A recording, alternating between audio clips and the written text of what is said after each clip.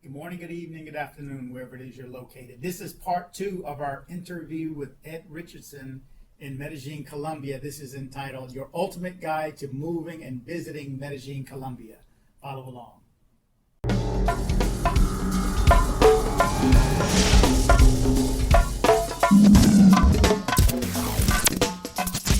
Yeah. They'll tell you where the nearest one is. And again, if you can, get to the mall. We're going to talk about the malls a little bit later, but any particular credit cards you recommend or debit cards you recommend? I just use Visa, my local bank, in California. Chase card. Chase is a good card. What's the name? Schwab is an excellent card. So if you got Schwab, you can use Schwab pretty much good here. That's very good. Very good for transferring money and going to ATM. Schwab is good because the Schwab card, he doesn't charge you an ATM fee. Yeah. If you get charged here, he credits you back there.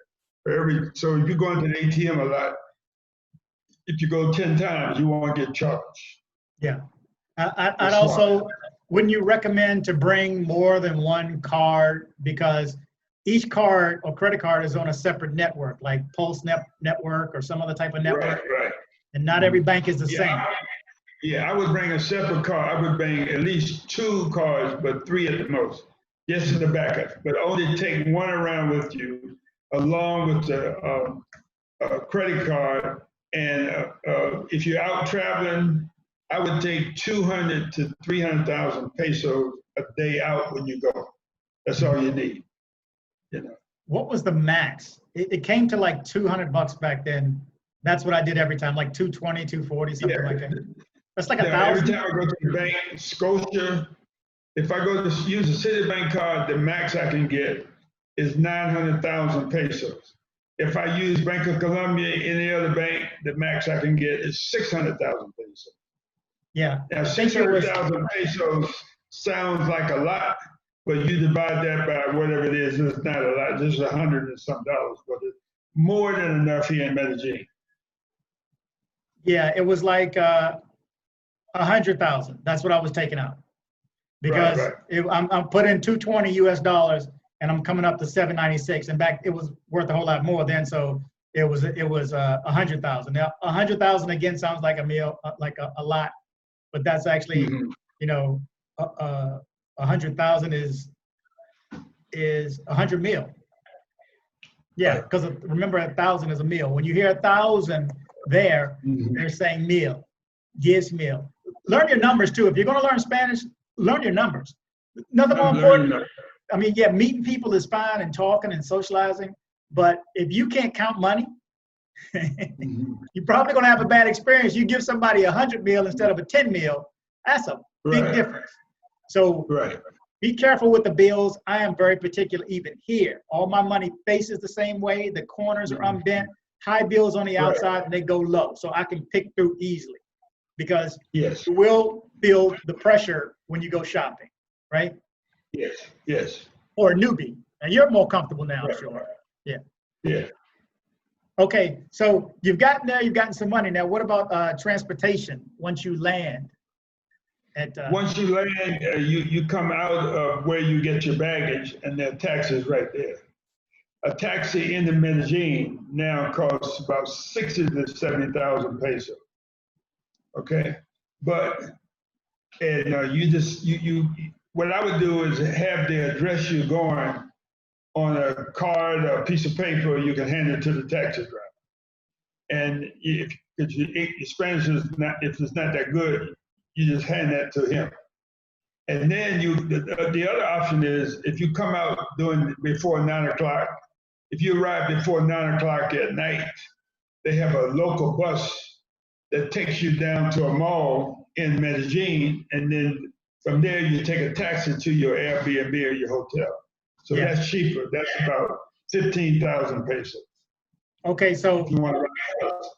Okay, so that's 15. So, but the taxi, you said 60 to 70 meal or 70,000 is actually $19. So you're paying $20. So 17 to $20 is what you're paying to get into the city. Right.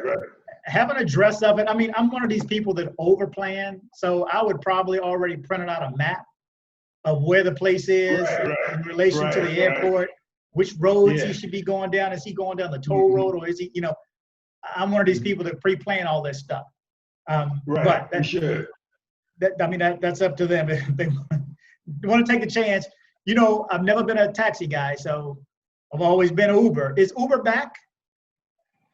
Uber is back, but you can get Uber from the airport, but Uber is kind of tricky now because my Spanish teacher was telling me the other day that you have to be careful when you ride with Uber here now because they came back. The problem is they have a clause in there that's saying if they're taking you somewhere and they get in an accident, you got to pay for the accident. What? Yeah. Okay. Yeah, she told me, she said, don't take Uber. So you use DD, DIDI, or you use Cabify. Are they apps? Cabify is an app. How about Didi? Those are Didi is an app too. Yeah, DIDI. Didi. So is it the same thing? You like Uber? You put your credit card in ahead of time, so you don't have to deal with cash once they. Right. You do it ahead of time. Yeah. You can put your credit card in ahead of time, but you should download those apps. And check my phone here because it's another app out there, but it's several apps around here, but those are good start. Okay, so that's a new one for me for Uber. I knew Uber had left. Uber was already illegal when I was there. Okay, but they still allowed it to go, even though my last time when I left, I got pulled over. That first time, got pulled over. You always have to sit in the front seat like you're a passenger. You never get in the back seat. Yeah. Oh, here's another thing that's not on the list. When you ride with anybody in Colombia, it's Didi, Uber, a taxi, and you get out, don't slam the door. Okay, they're very particular. I read that before I left, and so I was very conscious about it. But even sometimes I'll see the driver reach over and put his hand up to make sure you don't shut the door. Yeah. So, hey, you may say that's stupid, doesn't make any sense. Don't slam the door. Just as simple as that. Don't slam the door on anybody's car as you get out. Sometimes, most of the time, when I shut it, it's so light I have to like bump it to close it the rest of the way. So don't slam the door. Mm-hmm. And when you come back, make sure you have your tapaboca ready when you get in the cab because you're going to need your mask. Here we call the mask a tapaboca. Mm-hmm. Tapaboca? Tababoca. Tapaboca. That's your face mask. Mm-hmm. Tapa must be mask because mouth is boca. Okay. Okay. Because I know cállate la boca, shut your mouth. Right. There's a few phrases I'm hip on. Okay. So how about where to stay in Medellin for the first time? What part of town do you recommend someone staying in? Okay, you know, there's two areas where expats or people from other countries stay. We stay in La Rales, Lawreles, or El Poblado. And El Poblado is hilly. If you wanted the American stay with all the restaurants and everything, if you want to feel of Medellin, you want to stay in La Rales, which is flat. Mm-hmm. And they both have a lot of restaurants, but depends on where you want to stay. They have nice malls in each area.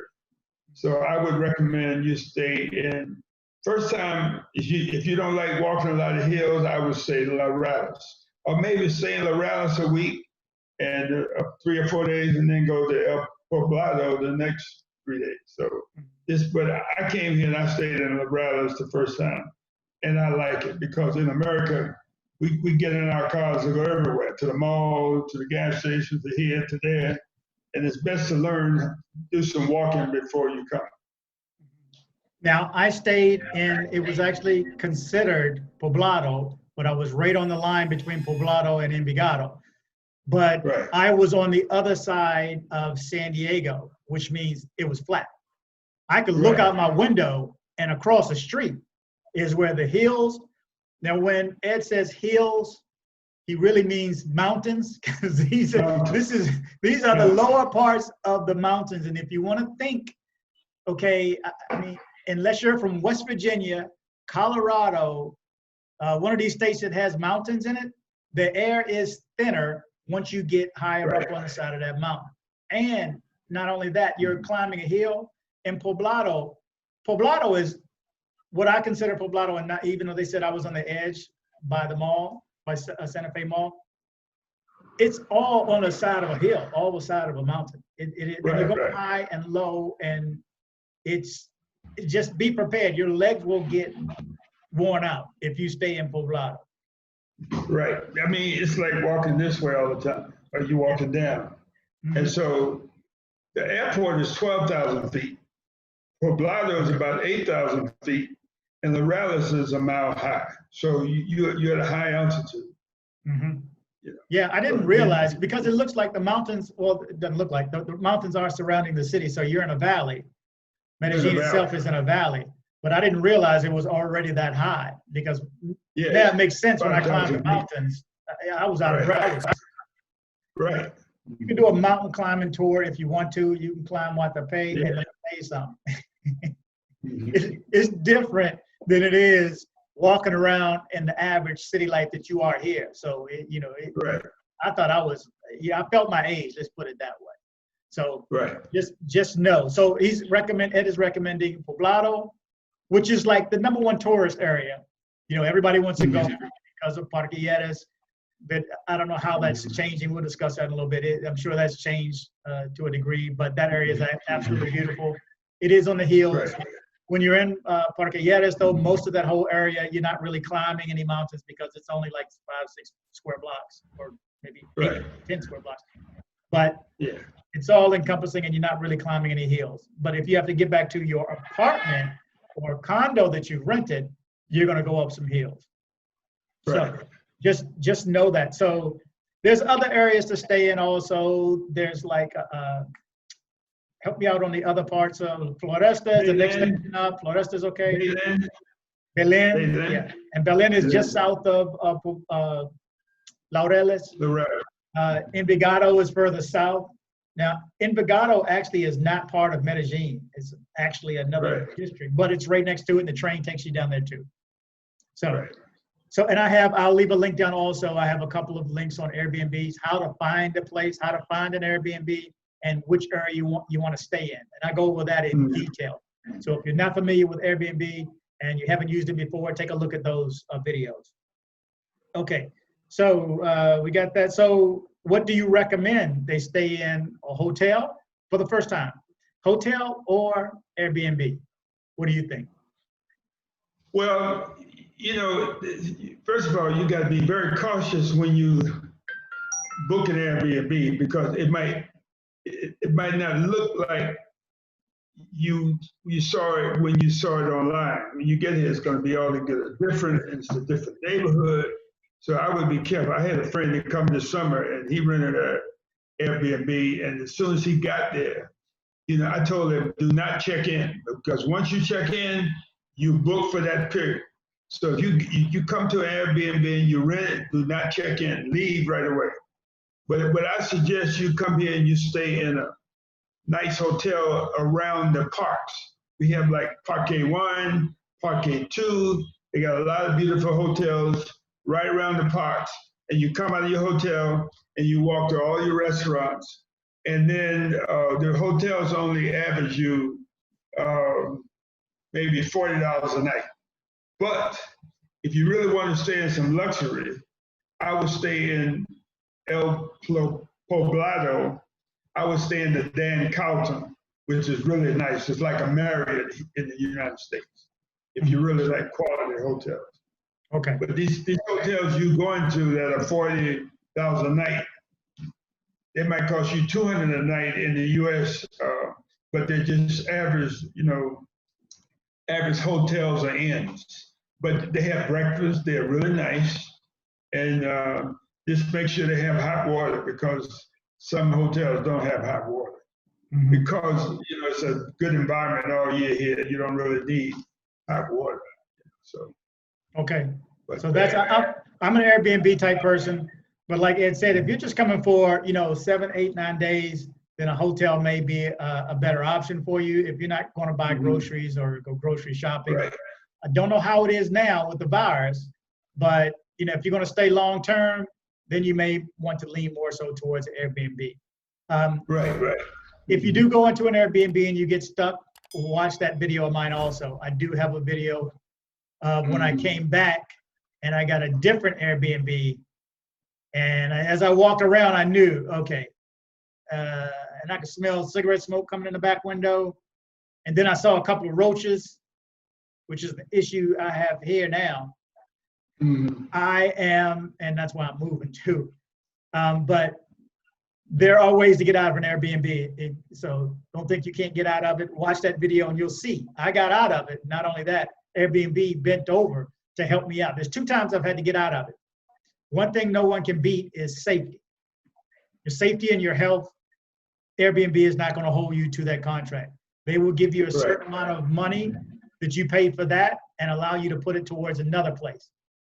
That was a crazy day for me because the next place, the guy didn't answer the phone and couldn't commit to me moving to that Airbnb right away. So I had to stay at an airport in Laureles, which I love that area. Man, I love Laureles. Watch my video on Laureles and just walking around Laureles. I love that city. I love that barrio. I love that barrio. But yeah, so short term, probably hotel. Longer term, you're probably going to want to cook. So you're going to need, cooking utensils and things like that. But if you can't, ask ahead. Reach out to me and I will tell you what part of town, or send me a link to that Airbnb and I can maybe tell you where it is. Well, I can tell you where it is for sure because I've been all over the city, as I'm sure you have too. And I've looked at Airbnbs all around and I kind of get the understanding of it. Not everyone, just so you know, not everyone is going to have a stove, okay? And not everyone is going to have a washing machine. I'm sorry, not a washing machine, a dryer. You probably won't see that. I don't know if you have back there, but I had a stove, but I did not have a dryer. So you'll see people hanging clothes everywhere. And let me tell you something. One load of clothes, you don't have a lot. You're there for a short period of time anyway. Will dry in like a couple of hours. So it's done. It's just not humid at all. We didn't touch on that. The weather is absolutely amazing. We'll hit on that before we go, but just note that not everybody's going to have a dryer. Not everybody's going to have an oven. It's not uncommon. Okay. I don't even think I used an iron the whole time I was there. Matter of fact, because just no need for it. But if you rent an Airbnb, you can always look at the list and see if they have a washer. But I suggest, if you're here for a while, they have a washer because. And also with Airbnb, people will let you bargain. So if it says $2,000, whatever, 2,000 pesos, whatever it is, the amount, you can negotiate, even though they reduce it down to the weekly rate. Watch my video on that also, how to kind of trick the system. Because there's a way to trick it and maybe book for a month, even if you're only going to stay for 3 weeks. Or book it for a week, even though you're only going to be there for 3 days. Sometimes the rate is better for a week and then just leave early. So there's tips. Watch my videos on Airbnbs. I went over extensively on that one. Okay. So use of credit cards. What do they need to know about using a credit card in Medellin or Colombia? Well, your credit card is good. Use it for restaurants to go out to eat when you don't want to use your pesos. And for buying stuff in the mall or whatever you need, it's good use for credit card. Well, what's the question that they may get? What's that? What's the question they may get if they use the credit card? You know what I'm talking about? They ask you for your photo ID. Photo ID? Use a credit card. Yeah, they want you to see your identification. But they may ask you something else too. Yeah. You go. How many installments do you want to make? How many? They ask you how many payments, and you just say uno. Say, they definitely ask that every time. How many payments you want to make? If you charge $10, they ask you how many payments you want to make, and I say one. Yeah, because you're going to think that question is crazy if you even understand the question. You just want to, you just figure you give them your card, you pay for it because you probably don't know what they're saying anyway if you don't speak Spanish. But they're asking you how many installments you want to make on a $10 meal, which for probably 2 people, you want to do 5 at $2 each, and what? What? They just started using credit cards supposedly no more than 20 years ago. So they break down everything into installments. So you just say uno, one. Uno. Yeah, because last thing you want is for a certain amount of, when you get back anyway, for me, I saw it as pesos on my deal in the equivalency. But so you did 230, 23,000 pesos here, 23,000 pesos here. You don't want that 23,000 pesos to come out 5 separate times instead of just going 12 at once, 12,000 at once. Okay, so so just know that they will ask you for installments when you use your credit cards. Okay, we've already went over notify your bank before you leave. Okay, so what should a visitor wear when they come to Medellin? What type of clothing should they bring? Okay, Colombians say they can tell Americans by the way they dress. Colombians like to dress up. You know, the men wear nice shirts and polo shirts and pants. You can wear warm up, but try not to go out in slippers.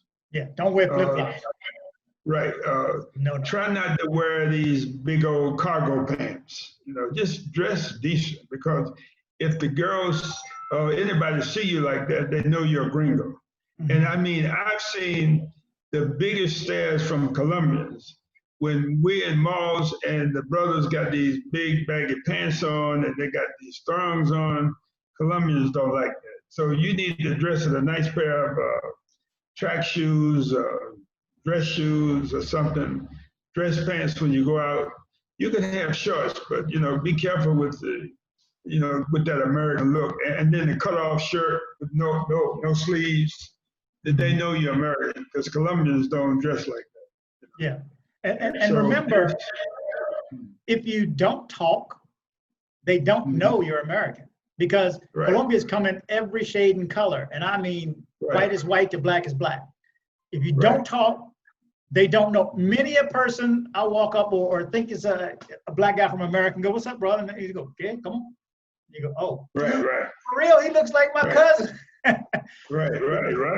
Yeah. So and your clothing. You don't have to talk, but if you got that American dress code on with those flip flops and all that, they know you're not. They know you're not Colombian, because you very rarely you see a Colombian with flip flops on.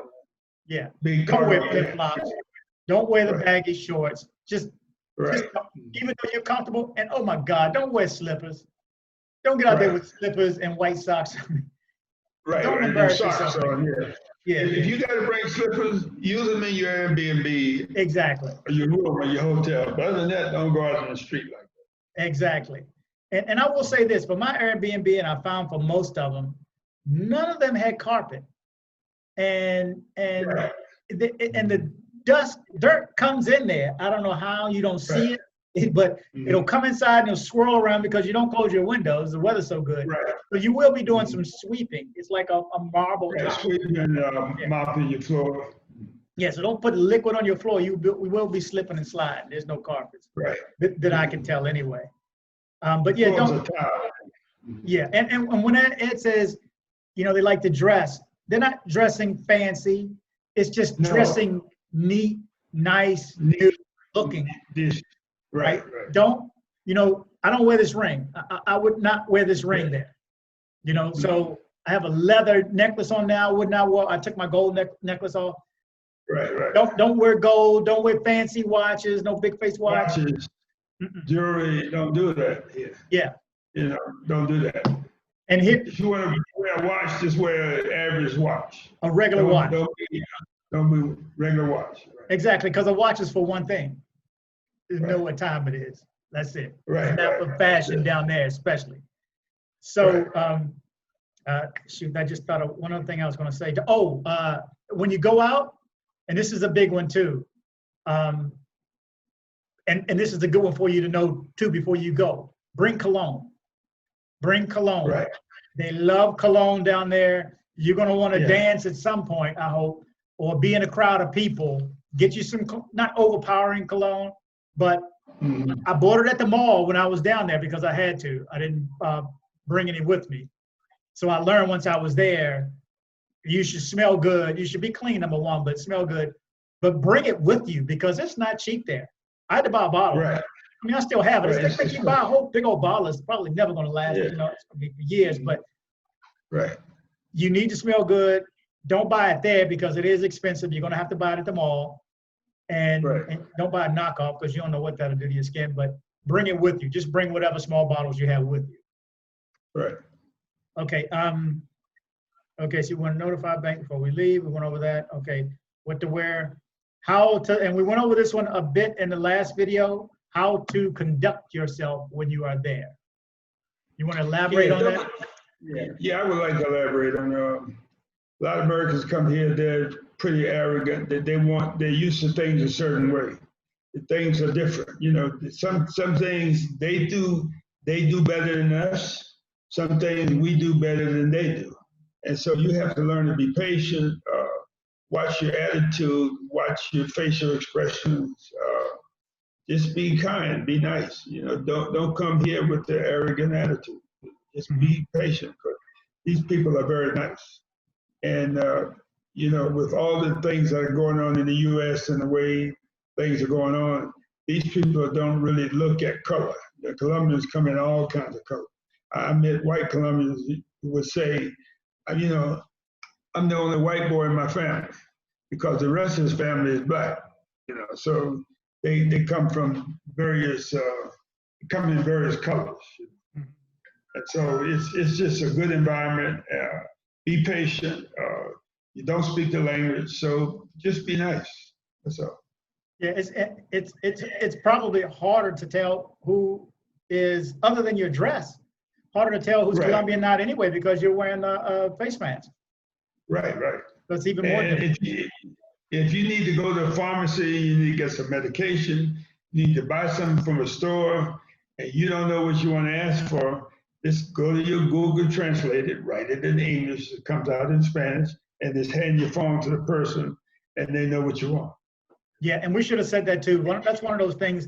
That's one of the apps you need to have before you go. Google Translate. If you don't have that, Google Translate. Yeah, that's your number one app probably, because that may save your number one app. Many different ways, because not only can you type in what you want, you can also speak in what you want, and it'll convert, and it'll change the voice to come out as whatever, female will tell them. And it also has a way to connect to your camera, and you can hover it over a menu, and it will change the word for you, word by word by word. You know, so instead of Papa Fritas, it says French fries con with, you know, whatever. So so Google Translate is one of those. Maybe we need to go over which apps you need to have. We know you need Monly. You need Lingo. You need Didi, and there was another Cabify. Cabify. Yeah. And Rappi. You need Rappi. Rappi, and there's another one called InDriver. That's a taxi. InDriver. Is that the one you set the price for? You can bargain the price. Yeah, you say I want 7,000. If you don't want to walk, most taxis you can go. It's like $2 or $3. You can go anywhere. You can go from Morales to El Poblado for $3. You know, one way. So taxis. I had to catch a cab there twice because during peak time before my dance lesson at 6 p.m. That's peak time, 5 to 6. It was hard to get an Uber. Even though I started early, it was hard to get an Uber, so I had to hop in a taxi. And I just don't trust taxis. I mean, but, so try the other apps. Take a cab if you have to. If you go to a metro station, there'll be taxis lined up. They'll be lined up at certain places around the city, outside the mall, of course. Okay, so, and you mentioned one thing before when you're there, be patient. Everything runs slowly. When you're in a restaurant, they don't bring you the check, okay? No. They will wait for you to ask for the check. Ask for the check. You may sit there for hours thinking, she ain't never coming back. But just expect that. You've heard of CP time? Well, there's still CP time, and they move slow. Nothing is in a hurry. Even if you go to the mall and you go to the food court, there is no food just sitting there. You can go to a McDonald's at the food court. That Big Mac is not sitting back there. They're going to cook that Big Mac for you. Cook it for you, right. Yep. Instant.